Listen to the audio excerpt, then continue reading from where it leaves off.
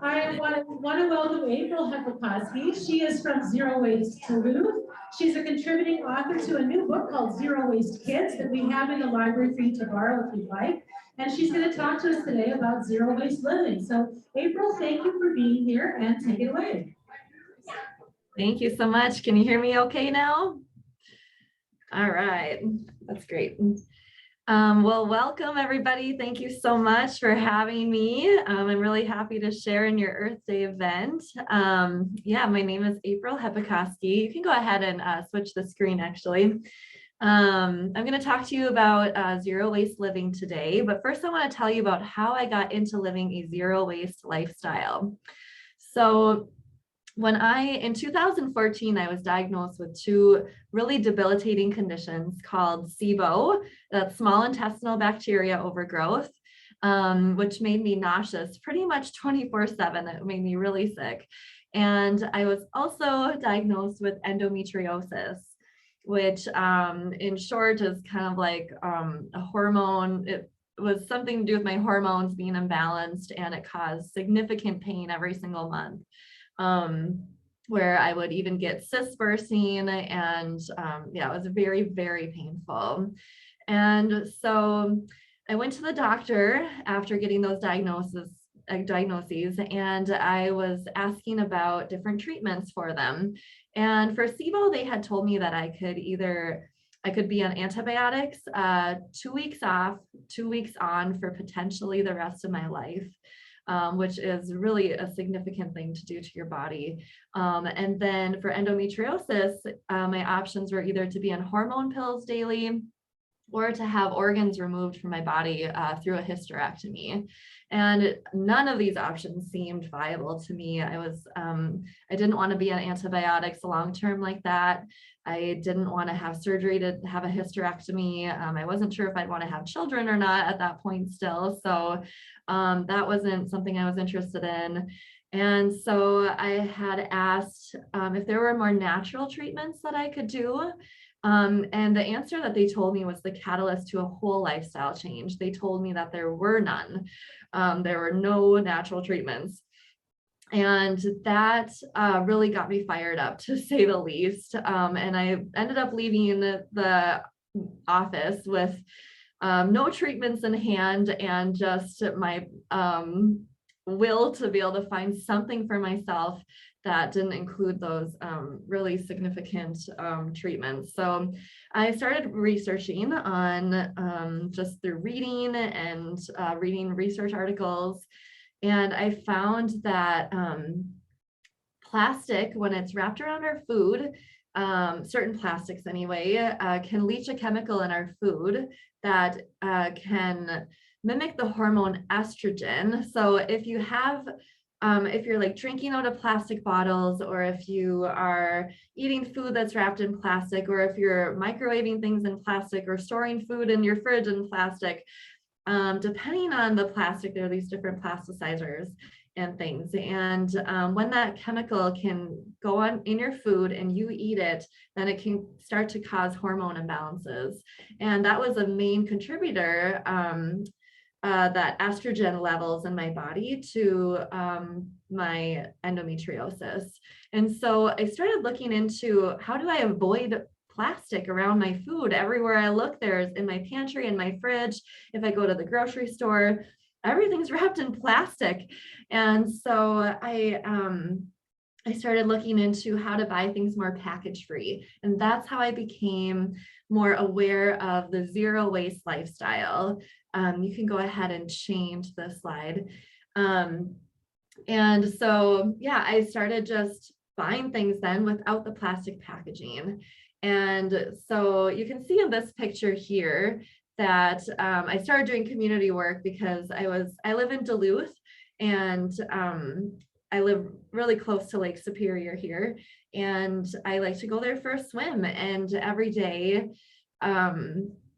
every time I would go there, the lake would actually look pretty clean. But one day I went, and there had been a lot of plastic that was washed up from the middle of the lake because we had just had a big storm that had rolled through, pushing a lot of the plastic waste up. And I was devastated to see that site. I hadn't seen the lake like that before, and that just showed how much plastic pollution is really out there when we don't even necessarily see it. Plastic is something that breaks into these microplastics, and so the fish are eating it, and then they're being affected by that plastic when they're eating it, and then we're eating that fish. And what is that doing to our body? What are we doing to the whole earth with all of this waste? And so what we're trying to do is try to eliminate as much waste that we create as possible. And I'm going to go into different steps and how you can do that. So go ahead and switch the slide. So just to go back really quick on that other slide too, now that I have done a lot more natural treatments with things, and I have eliminated a lot of the chemical exposure through eliminating more plastic in my life. I do have, of course, there's plastic that still comes into my home, that I do still buy some food that is wrapped in plastic, but I have reduced that amount to a large extent. And I've also done a lot of different work on my health, like going to a chiropractor and a kinesiologist, and doing a lot of energy medicine, working with the natural energy of our body to promote healing. And I can happily say that I don't struggle with SIBO or endometriosis now. I was told that they're incurable and that you would have to do those certain things, and I did not have to do that, and I don't have those symptoms or anything with those conditions anymore. So there are answers besides what the mainstream doctors give us, and plastic to me was a big part of it. So that's just giving you a why behind why I do this work, because I want the health of our bodies and the health of our earth and the animals and all the living things to just be more healthy. And if we can do that by not littering and creating all this waste in the first place, that's a great place to start. So that's what I'm going to inspire today to do. So what does living a zero waste lifestyle mean? It's really about making intentional choices regarding the trash that we send to the landfill or what we send to the recycling facility, and just in general, the resources that we use. Often when you hear about zero waste, it is generally referenced around the amount of trash that we create, but it is also to do with just generally resources that we use. And also zero waste is about trying to keep materials within a reuse cycle rather than using something once and then throwing it away. Trying to, if you can recycle things, if you can reuse things as much as possible, repurpose materials, repair things. These are all great ways to keep materials out of the landfill and also out of being a potential pollutant on our environment. So, and another thing for me too with zero waste is about trying to live with more natural materials as much as possible. So when those materials come to their end of life, you can return it back to the earth with not creating any type of pollution. Go ahead and switch. So the zero waste follows these 5 R's. I include other R's as well that I can go into. What you want to do is, you see that refuse is at the top of this pyramid, this triangle. And that's the first step that you want to take when you are bringing materials into your life. So if we can at all refuse things that we do not need in the first place, like refusing to use a plastic straw, for example, at a restaurant. If you would just refuse that in the first place, then you don't have that trash that you would have to maybe try to reuse somehow or recycle or potentially even send to a landfill. So when you refuse things first, that's going to give you the biggest relief of garbage and materials that you have to dispose of. The next one is reduce. Reduce to what you need and use and love. And then the third one is reuse. Reuse things instead of choosing single-use items. So take the plastic straw, for example. You use a reusable straw instead of a plastic single-use one. Just trying to choose things that are more durable, that will last for a long time, that you can wash over and over and over again. The fourth R down, the further we go down this triangle, we are of course, still using these steps, but again, like refuse is most important, then reduce, then reuse things if you have to. Recycle things that you cannot refuse, reduce, or reuse. The recycling system is pretty flawed. There's a lot of things that end up, those materials get sorted through and will have to get put into a landfill potentially. So I'll go into all of these steps in more depth on the next slides. And then the last one, the fifth one, is rot, which is composting. Try to compost more organic materials and send them back to the earth to give the soil more nutrients. Other R's that are not listed on here that I use a lot are repair items instead of throw them away.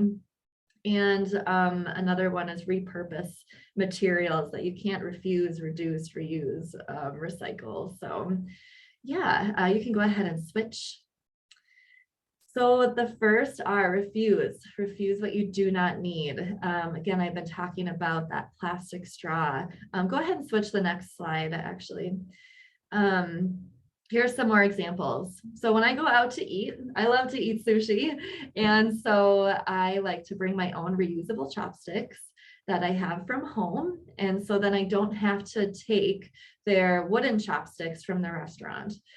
This is just a very simple step that you could add in if you like to eat things with chopsticks. So that way I'm not taking this single-use item of the disposable chopsticks that they offer. Even though those are wooden chopsticks, they're made of something of more of a natural material. I could bring those chopsticks home. I could reuse them and wash them and reuse them again. I could use those wooden chopsticks in my fire to start the fire up because I heat my home with a wood burning stove. I could compost the wooden chopsticks. But again, reusing and rotting are below refusing. So if I can, I will refuse something first so that I'm not having a tree cut down just for me to use those wooden chopsticks, potentially only for one time. So that's just one simple example. Bring your own chopsticks, bring your own straw. Also, another example for a restaurant, a lot of those takeout containers are made out of styrofoam. Like if you don't finish all your food at the restaurant and you need to bring some of it home, what I do is I bring my own glass container with a lid that seals well, and I just have that in my bag so that if I don't end up eating all my food, I can put it in that instead of asking for a takeout container. That way I'm refusing the styrofoam or the paper container. Again, a lot of places do offer a compostable container, but we are trying to refuse things first as much as we can. I also do this if I want to ask for like a takeout order. If I'm just calling in an order, I'll ask them to put it on a plate and then I'll transfer it to my containers at the restaurant. Another way you can refuse things is by wrapping gifts or lunches in a reusable cloth. This is something that was originated in Japan called furoshiki. And so you just have a reusable square cloth that you can put a gift on in the center of this cloth. Once you lay it out on a table, put it in the center and fold up the opposite corners, tie them in the middle, and then you fold up the other opposite corners and tie it in the middle. This is a way to not have to use single-use wrapping paper. Usually wrapping paper gets ripped and can't be reused again. So this is just a great way to do that. Some wrapping paper can be recyclable, but again, we're trying to refuse things first before choosing recyclable items. They also use this for if you want to bring food, like if you're going to work or to somewhere where you need to bring a meal, you can use this as like a little bag. If you just wrap things in cloth, the handle, the tied part actually can be used as a really nice handle. So I've seen it used that way a lot too. The bottom left picture is a way that you can buy sliced cheese and meats at the deli counter at your local grocery store. If you haven't done that before, just bring your own container. I usually just bring a bowl or a glass Pyrex dish with a sealable lid, And I just go up to the counter and ask them to put their bulk meat or cheese, whatever I'm buying. I ask them to put it in my container instead of putting it into a plastic bag. Oftentimes cheese you buy in the plastic wrap from on the shelf of the store, but you can take advantage of those bulk meat and cheese counters at this grocery store and just bring your own. And yeah, and then that middle picture on the bottom is just a picture of my cat. Sometimes we do have plastic bags that come into my home. I do have a lot of people in and out of my home, as I do have a preschool that I run out of my house as well.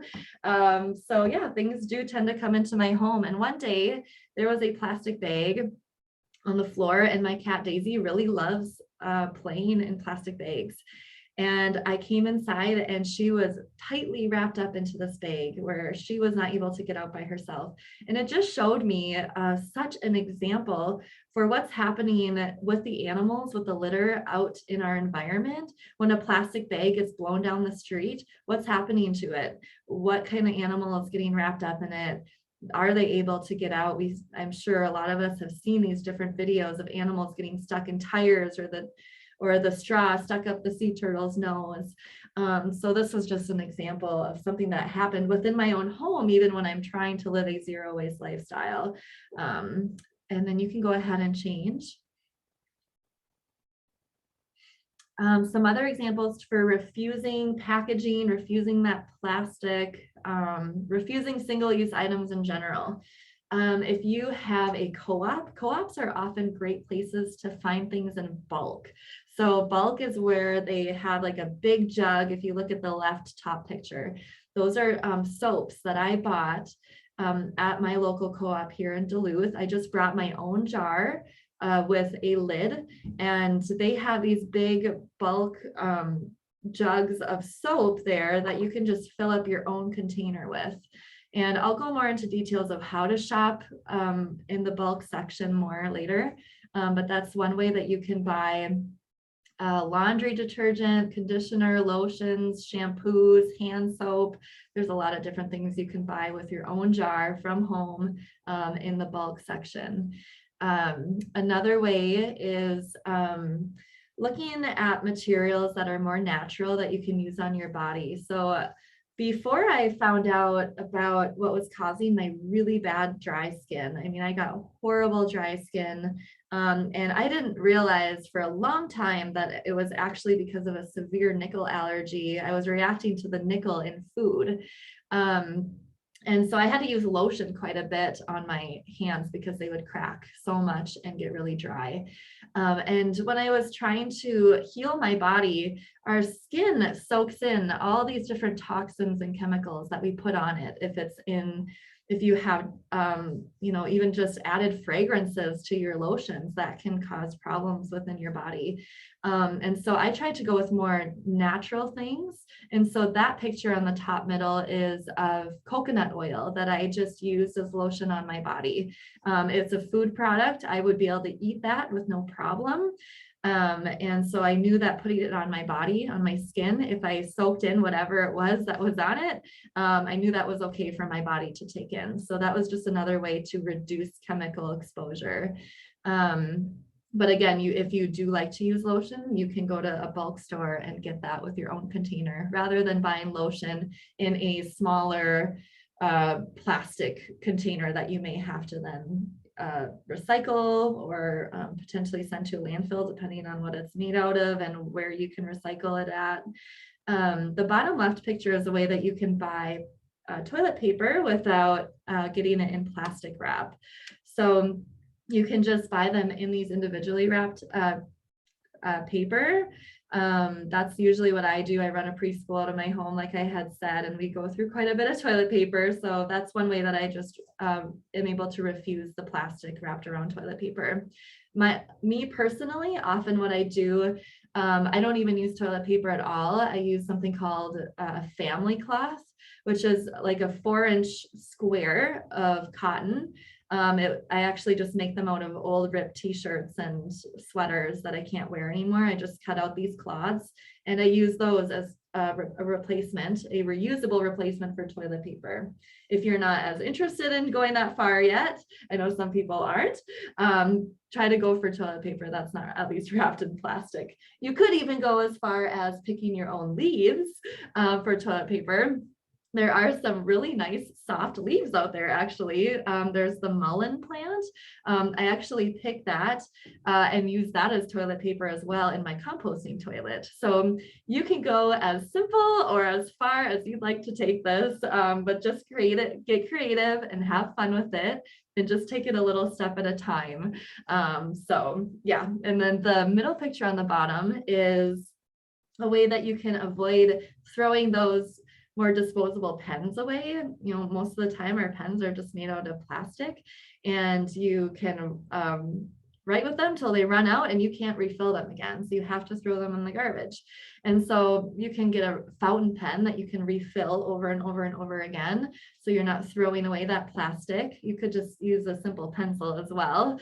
So just depending on what your writing is, if you want to use ink or a pencil, those are options as well. And then again, zero waste isn't just about the trash that we create, even though a lot of what I talk about is about that, but also look into other ways that you use resources that you don't necessarily need to. So if you're going somewhere, like in Minneapolis is where that top right picture was taken, they have these Lime scooters and Lime bikes available for the community to rent, and you can use that instead of driving to work. Cars take a lot of different resources, the gas and the oil and all the plastic and metal that goes into it. And it's not always necessary.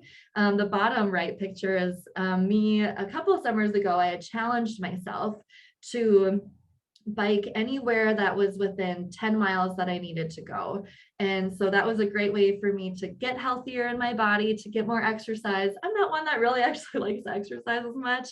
I'm getting there, but if I can make it more fun, then I will definitely do that. And if I can weave it in with my values of not leaving as big of an environmental footprint as I can, then I will do that. So that was just a fun thing that you can do as well. If you have a bike, just try to bike more places instead of drive your car, or walk.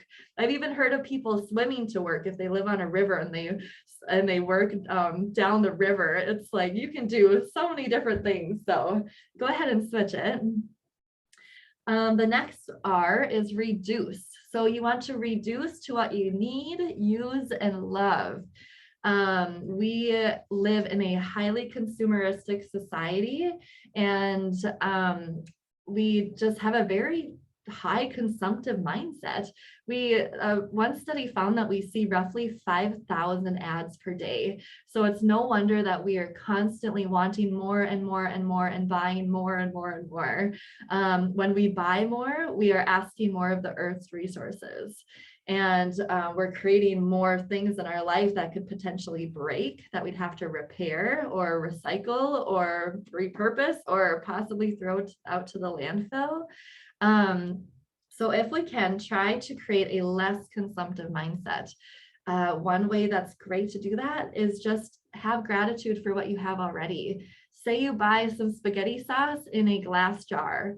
You don't have to recycle that. You could reuse that, and just have gratitude for that glass jar. Find a way to repurpose it in your home as much as you can.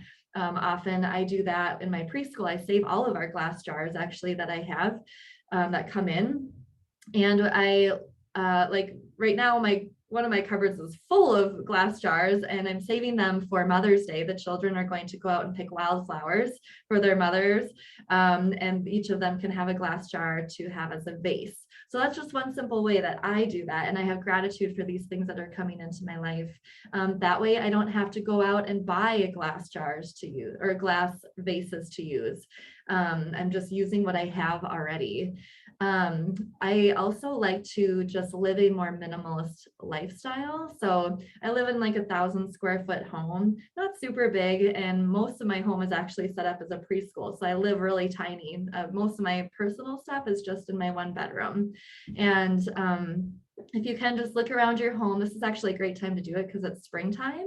And so a lot of people get that into that spring cleaning mood. A lot of garage sales are going on right now. Maybe just have a garage sale, or go bring your unwanted things to a thrift store. Anytime that you can support the secondhand market by getting rid of things that you don't use or love or need, share it with the community so that they can find value in it. And that way they're not having to buy something brand new that's then taking more resources from the earth to create something new. Instead, you are able to keep materials within a reuse cycle and to be used. And just, yeah, one fun thing is the less that you own, the less that breaks and the less you have to take care of or to throw away.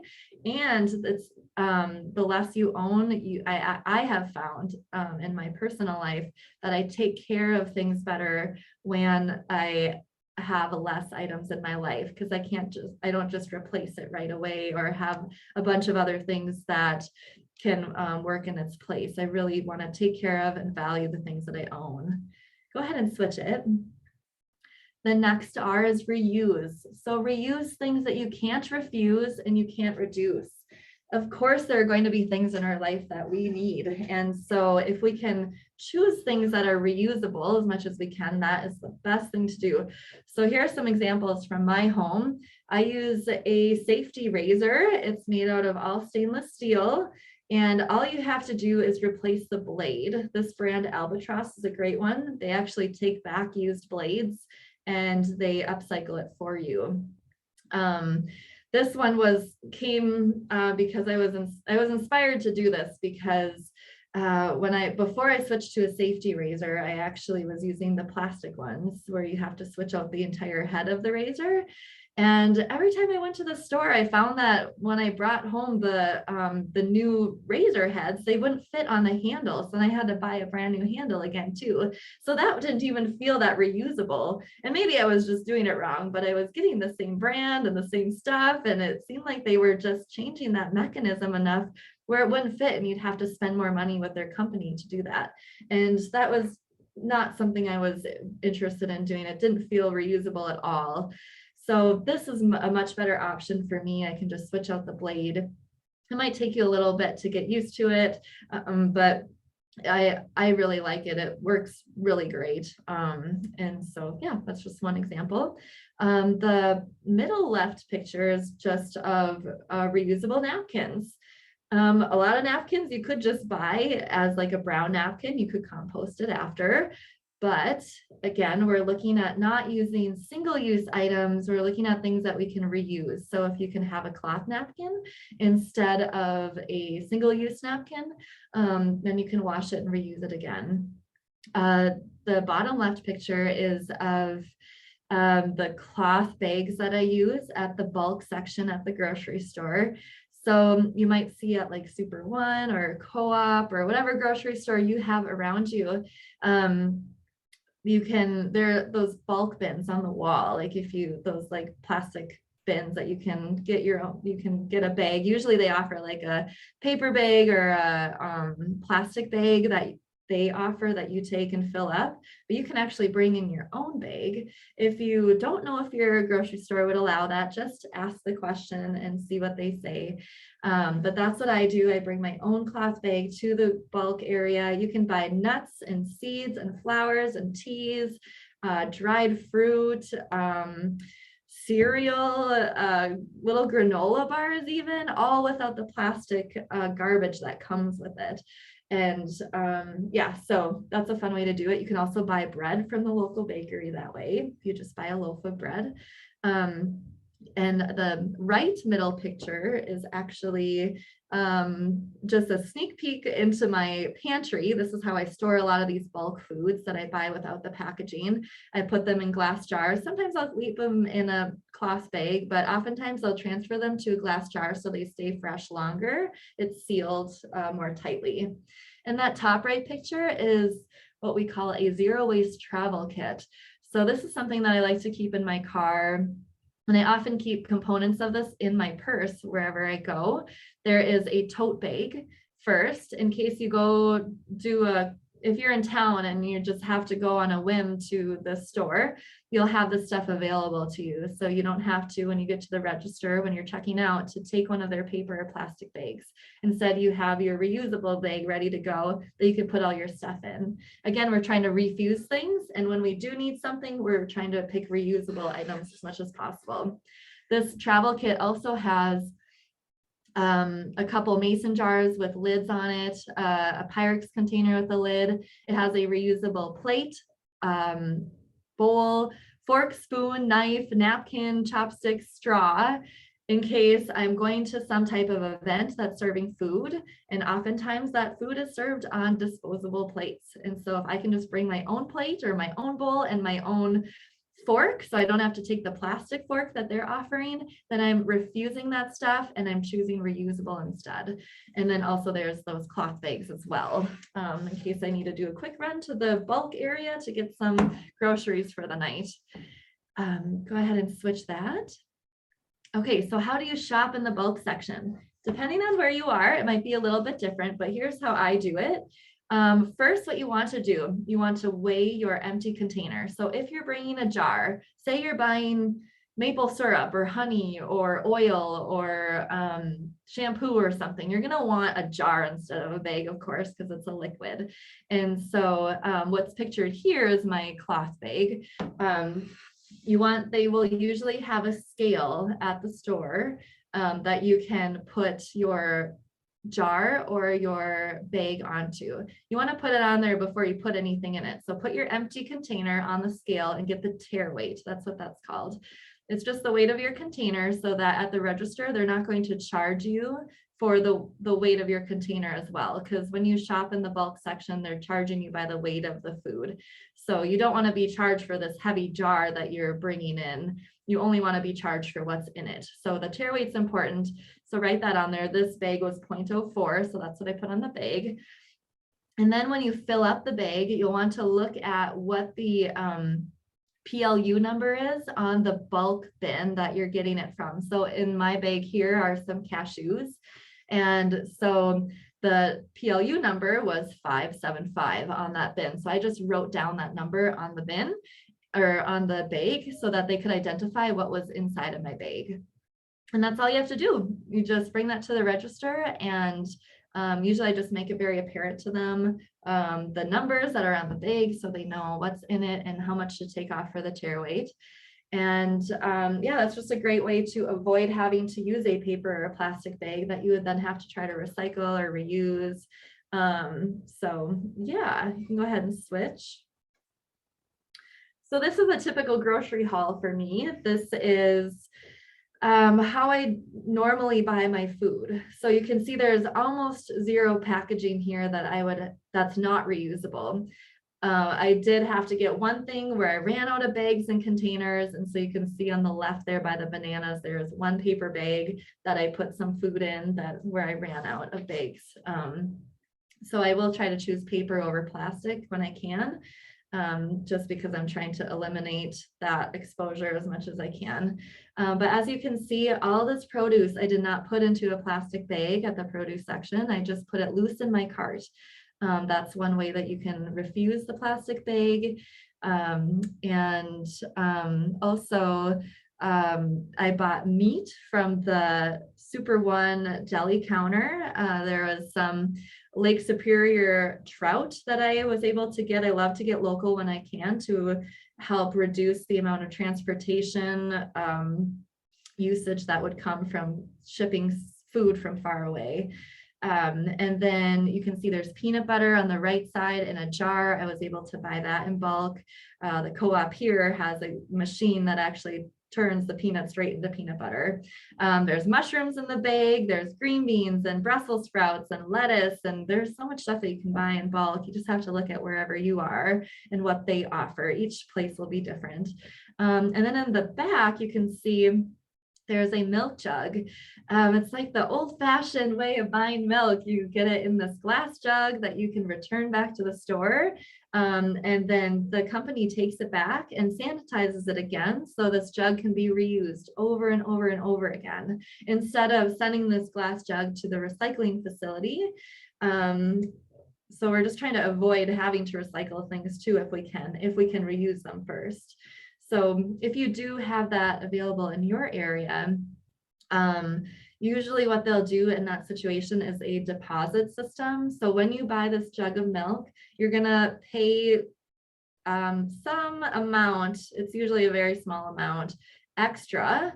For me, I pay $2 extra to buy this milk. And that encourages me as the consumer to bring back this jug empty when I'm all done with the milk, bring it back empty to the store, and they will give me that $2 back for bringing it back. So that's what a deposit system is. And you can see if that's something that you have available in your area as well. Go ahead and switch. So this is just a fun way to show another reuse way. So I had these potatoes that I meant to eat and I didn't get to them in time. So they got kind of soft and they got, you know, the greenness to them and all wrinkly. And so not something that I was going to eat anymore. I could compost it. You know, it's not edible anymore, but composting is after reusing something. So I thought, how can I reuse these potatoes? Well, of course, they're seeds. They will grow us more potatoes in the springtime. So it was winter at the time. And so what I did was I just stuck them in a dark cabinet and they grew and grew and grew, these huge plants. I mean, these plants were like 2 feet tall by the time I could plant them into the garden in the springtime. And that's just a fun way to look at things in your life and try to look at these 5 R's in order and try to reuse things. So I reused these, I planted them in the garden, and they gave us so many more potatoes to eat than that summer. So go ahead and switch. So the next R is recycle. When you can't refuse things, reduce something, reuse, try to recycle it then. So different options are soft plastics would be like the plastic bags that you would get at Target or Walmart somewhere at the register that you would bring your stuff home in. First, of course, we want to try to reuse that. Choose a reusable thing like a cloth bag. But you know, if you do like buy bread in a stretchy plastic bag, that's also something that you could recycle. So different stores like Super One, Target, Walmart, it might be other stores in your area too. Oftentimes they have in the right within when you walk in the front door, there's some type of bin that you can put your plastic bags into, and then they will take that film and plastic bags and recycle them for you into something new. So that way we're not having to send that type of material to the landfill. It can be reused again. Other things are, this picture is from the Best Buy in Duluth in their entryway. This is from a couple years ago. It doesn't look exactly like this now, but they do still offer electronic and cord recycling. So there might be a store in your area where you can bring electronics and different things like that to get recycled rather than sending them somewhere where those materials won't get to be reused again. Fabrics is something that we can try to repurpose and recycle. If you donate them to animal shelters, they'll often take like different blankets and towels for the animals. There are events that we've done in Duluth here called bag-a-thons, where you can bring in your old fabrics, and local crafters will be in a room with a bunch of sewing machines, and they'll start sewing them into reusable bags for the community. Also, just local crafters in general might take these leftover fabrics, if you have like a ripped sheet or something, to turn it into something new that we can use again. And then of course there's always the curbside recycling, that those often accept aluminum cans, plastic bottles, glass jars and things, not like glass cups and bowls, but it's more like the food service type glass, like a spaghetti sauce jar, for example, and paper. So just try to take advantage of what recycling is available in your area. Each place is different of what they accept. Some might not accept all of the different numbers of plastic. So you're gonna want to call and ask the place that you use what types that they collect, because each service brings it to a different facility for getting recycled. And so not every facility is set up for each type of plastic or glass. So you'll want to check in on that. Go ahead and switch. And then the last R is rot, which is composting things. You can compost your hair. We are nature after all. Our bodies create natural things. Hair, non-bleached paper products, like say you have like those brown paper napkins. Again, we want to try to reuse things first with a cloth napkin, but you can rot those types of brown napkins and things like that. Food scraps and peelings. I even compost my floor sweepings because it doesn't have any plastic bits or anything. It's usually just sand and dirt coming in and leaves and whatnot. So that's something you can compost. It does not have to get sent to the landfill. Wooden toothbrushes. Now this toothbrush that is pictured here is mostly wood, so it can get composted at the end of life. But the bristles are made out of plastic. There are some that I have actually recently been finding that they make 100% compostable toothbrush now. So just check out different options that are available to you. What I do with a lot of the food scraps, I live on a hobby farm. And so we actually save a lot of our food scraps like banana peels and apple cores for our animals to eat. So then we're actually reusing the food scraps instead of just composting them. But it just depends on, do you have animals? If you don't, maybe you'll just do a compost pile. There are different ways you can compost. You can have a closed tumble bin, where it's not like an open pile, but it's like a closed system. You could just have a simple closed pile. It depends on where you live and what you're comfortable with. Sometimes those open piles can attract certain wildlife. So oftentimes in the open pile at my house, there might be a skunk in there sometimes, or a bear or whatever. So you'll want to just look at your specific situation. You can also get things like mealworms or for vermicomposting, or the red wiggler worms to have more of an indoor composting system where you can feed them the food scraps. Certain ones, you might not be able to give them everything, but then they'll break it down for you. And the idea behind composting is just returning nutrients back to the earth.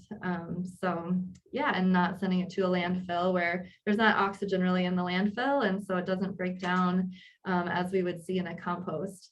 Now, if you live in the city, there are different options as well. If you don't want to do home composting, you could do a community compost option, which basically that's like where there's a big commercial composting facility that uses a higher heat, and they accept materials from the community. So like in Duluth, we do have certain drop-off places where you can bring your compost to give to the commercial composting facility to process then, rather than you doing it yourself. So I would look into what options you have around you to see if that's an available option for you. You can go ahead and switch. So I just want to end on a few quotes. We don't need a handful of people doing zero waste perfectly. We need millions of people doing it imperfectly. And I love that because it just shows zero waste is it's a term that feels so absolute. Like I've been working on this for a long time and I haven't gotten down to zero waste by any means. I do like to challenge myself once in a while where I'll do a mason jar challenge for a month where I try to only create the amount of waste for that whole month and what I would send to a landfill that would fit in just one mason jar. But again, it's like, we're not creating zero waste. And so we're just looking at trying to take simple steps and just remain inspired and to keep moving forward, but not to overwhelm ourselves because perfection is not possible. Go ahead and switch. So what can you do to get started? It might feel like a lot. I've given you a lot of different ways you can get started, but another way is to do a trash audit. So you can see on the left picture actually is from one of my mason jar challenges. That was my trash audit that I was doing at the end of the month. So a trash audit is where you start out with, an empty trash bin. And then you pick a certain amount of time where you want to collect garbage to see how much type of trash you're creating and what kinds. And so maybe you'll pick a couple days, maybe you'll pick a week where you'll just save that garbage. And then after that span of time is done, you will just look, sort through your garbage to see what type of trash you're creating, and then pick one item in your trash can that you want to get started with, something that you want to not make that type of trash again. So how I started was my first trash audit, I love eating chips. And so my garbage can had a lot of plastic chip bags in it. So that was the thing that I started with. I was like, how can I still enjoy chips, but not create the plastic waste that comes with it? So my first step was I went to Chipotle and just ended up buying chips from their brown paper bags. Because then at least I could use that bag in my fire to start it or put it in the compost. But I was like, I could probably do a little better than that. So then I started making my own chips with my dehydrator and with my oven. And so I love to now go out and forage for wild apples and slice them up into slices and put them in my dehydrator. And then I make apple chips out of those. I like to make pear chips, banana chips like that, kale chips. You could do the standard potato chips as well in the oven. But yeah, just get creative and have fun with it and just start out small. Just look at what you are personally creating in your garbage, pick one item. Usually when I was starting out, I would pick that one item and I would focus on that for an entire month, just to make sure that that habit was ingrained then by the end of the month. And I didn't overwhelm myself with trying to do too many steps at once. Again, we're not looking for perfection. We're just looking for simple steps to get started and to build that awareness again. And that right picture there is of the Duluth Superior landfill. You can see how much trash there is, and a lot of it, I bet, is plastic based. And I love this quote. I think it's by Henry Ford. Whether you think you can or you think you can't, you're right. So just put energy into what you want to do. I truly believe that is true. Whenever I have thought, you know what, I can figure out a solution for this type of waste that I'm creating, I figure something out and I have fun with it. So go ahead and switch. Okay, so if you need more information from me, we just actually put out a book called Zero Waste Kids. My friend Rob Greenfield, he's a sustainability activist. And so him and I and some other people in the zero waste world helped put together this book. I wrote 13 of the 35 activities of this book. And we just put it out, I think in February is when it was published, so pretty recently. And it's just a great book to get kids involved, but also it's a good one for adults. I wish that I would have had this when I was first starting out on my zero waste lifestyle a couple years ago, because it just breaks down a lot of different steps that you can take and a lot of projects you can get yourself in doing. Breaks it down with different instructions, a lot of fun illustrations for the kids also. And yeah, I use this a lot in my preschool with the kids. And also I run a Zero Waste Duluth Facebook page and on Instagram as well, if you want to follow more of my personal journey with that. If you want to follow more things to do with children, I run a blog called Zero Waste Nature School. I just share different things that I do within my school that eliminates waste and connects children more to nature. So I think that's the end of it there. And yeah, I'm definitely open to having any questions. Well, thank you so much, April. You're welcome. This has been great. We're a little over on time, but if there's a couple of quick questions, I would be happy to relay them over to April. Anybody have anything they want to ask?